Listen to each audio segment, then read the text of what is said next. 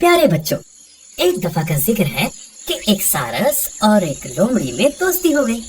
ایک روز لومڑی نے سوچا کہ سارس کا مذاق اڑانا چاہیے۔ اس نے سارس سے کہا، بھائی سارس، کل ہمارے یہاں کھانا کھانے آنا۔ سارس نے کہا، آپ بڑی اچھی دوست ہیں، میں ضرور آؤں گا۔ جب سارس لومڑی کے ہاں گیا تو اس نے دیکھا کہ اس نے چھوٹی چھوٹی پلیٹوں میں شوربہ ڈال رکھا ہے۔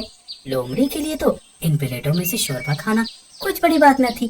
وہ لگی چاٹنے، مگر بیچارہ سارس وہ کیا کرتا؟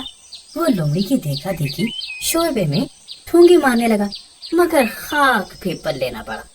نتیجہ یہ ہوا کہ لومڑی تو ساری پلیٹیں چٹ کر گئی اور سارس بیچارہ بھوکا ہی رہا۔ جب کھانا ختم ہو گیا تو لومڑی نے کہا، کیوں بھائی سارس، تم نے پیٹ بھر کے بھی کھایا یا تکلف میں ہی رہے؟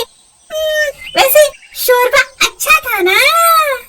سارس نے جواب دیا، آپ نے مجھے کھانا کھلایا، بڑی مہربانی، اب میں آپ کے گن گاؤں گا۔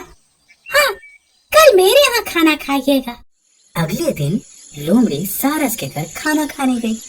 دل میں کہتی تھی کہ کھانا مزیدار ہوگا، خوب کھاؤں گی۔ سارس نے بھی کھانے کے لیے شوربہ ہی تیار کیا تھا، لیکن اسے تنگ منہ کے برتن میں ڈال رکھا تھا۔ جب دونوں دوست کھانا کھانے لگے تو سارس نے برتن میں اپنی لمبی چونچ ڈال کر شوربہ پینا شروع کر دیا۔ لومڑی اپنا منہ برتن میں ڈال ہی نہیں سکتی تھی۔